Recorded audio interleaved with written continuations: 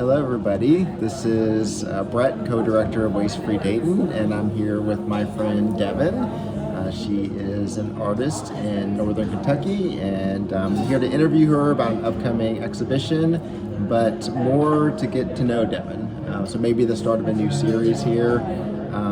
We're recording this video, and it's going to be hopefully one take and unedited, so we don't have a script or anything. We do have some questions to go by, but we're just kind of going with it. So, winging it. Yeah, so Devan, great to see you. It's great to see you. Thanks for meeting with me.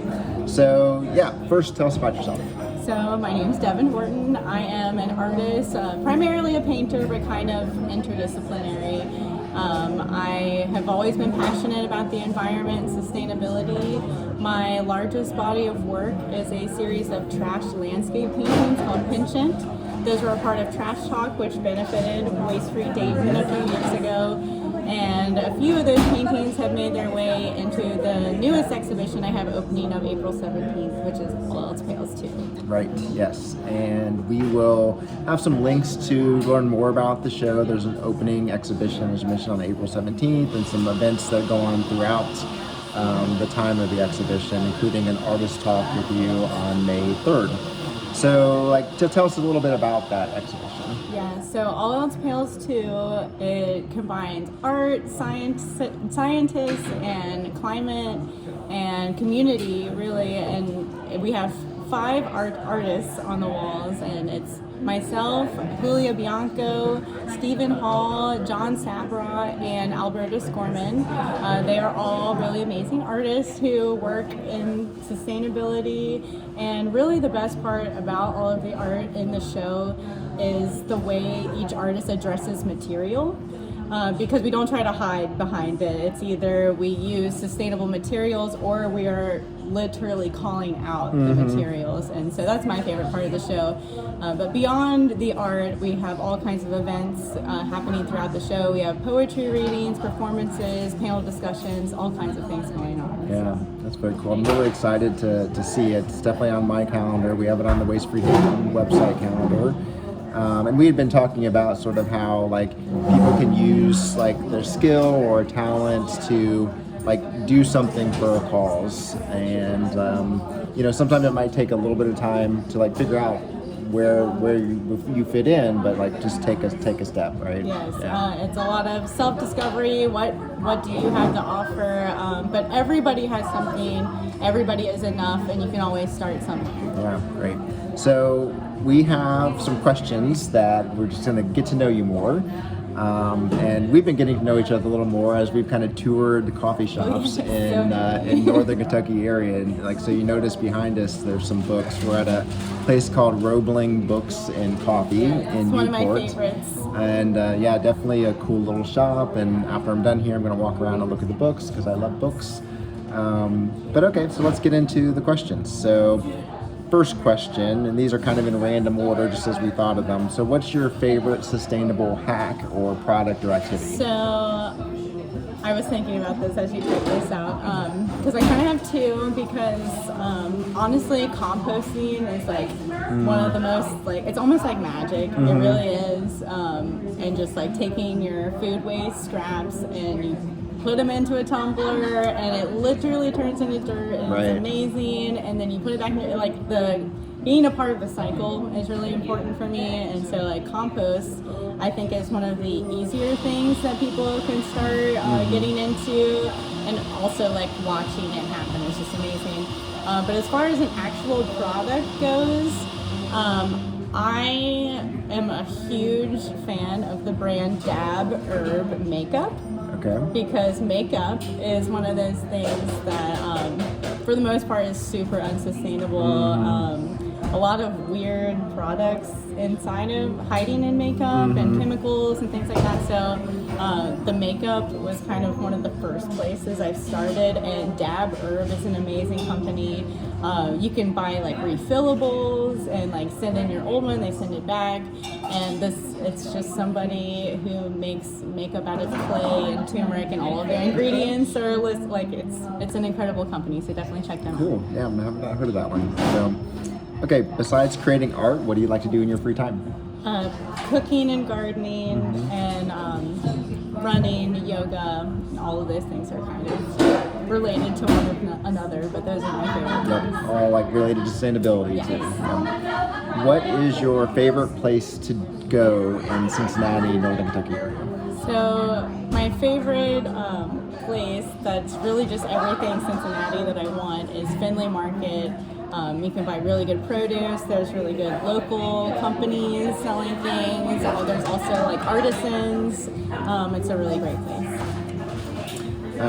Let's talk books because we're in a bookstore. Like, what's like an impactful book you've read, or maybe something you've read recently that's kind of top of mind? The most impactful book I've ever read is Braiding Sweetgrass.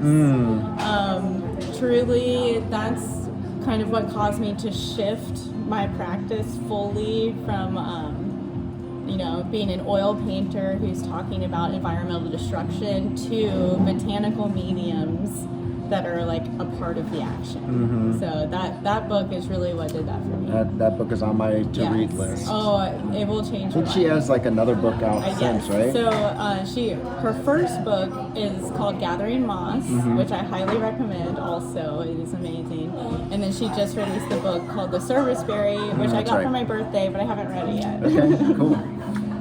What's a really good movie, TV show, or series you've watched recently? So currently, my husband and I are watching Severance, and we're completely obsessed. Yeah. We love it. Yes. Yeah, I'm a couple episodes behind right now because I think they just So had the good. series They or the did season have- 2 finale, yes, they right? did. It's wild. So, yeah. Yes, I've been telling people about it just because it is one of the wildest shows It's I've so ever crazy seen. Yeah. and like complicated. It's like hard to follow Right. what's going on, but it's like Yeah. it's good. It keeps you Yes. like engaged, or it keeps you yes. interested to want to keep going. Yes. Yeah. Do you have a favorite podcast? My favorite podcast is Smartless, and it is Will Arnett, Jason Bateman, and Sean Hayes. Okay. And they, I just really like their friendship and their group energy, but they always just interview somebody, it's always just kind of random people. A lot of actors, but then they also interview scientists, and they just had an episode where they interviewed some guy from the FBI who was like part of the alien investigator team and like government. It was crazy. But yeah, they just interview a lot of really good people and have really good like camaraderie with each other. Okay. Check that one out Yes. too. I'm getting lots of good Yes. recommendations. So turning to music now, what would we see if we looked at your recently played list? My recently played list is definitely Manchester Orchestra is one of my favorite bands. Definitely lots of Radiohead. I like painting to Radiohead, and lots of Alt J also. Alt J, yes. love Alt I J. discovered Alt J within the last couple years. They are amazing. And I've seen them live twice. And I'm not even like a concert person, but I will go if I like love the band. And I've seen them twice, and they're literally amazing. Very interesting. Yes. Yeah. See, even I'm learning some stuff today. Yeah. Do you have a favorite food? My favorite food, and this is gonna sound really weird, but there's lots of reasons for it, is cabbage. And it's because cabbage is so good, like literally by itself. Like you can just saute it. Raw cabbage is good in a salad, but I love that it just has so much variety to it. It's cheap and it's amazing. But yeah, Pretty easy to grow too. Oh, yeah. so cabbage it's easy to grow, but my problem is I don't have a lot of space in my yard. So I do always grow cabbage, but they're literally they're very tiny because they don't have the space, and also bugs love cabbage. Right. We tried to grow some version of cabbage last year, and like the bugs got to them. Yes. So I use like neem oil and stuff, but even that only does so much. Like you kind of have to always stay ahead of Yeah. it. So the next question is a little bit related to the last question. What's the most uncommon or weirdest food you Yes. like? And you can't say cabbage. I won't say cabbage. So I do also love oysters. I love seafood, and the weirdest thing that I've ever eaten that I loved was probably a sea urchin. It was a Sea very urchin. conflicting experience because the texture is not good, but it tastes amazing. Oh, okay, I've never had it. Yes.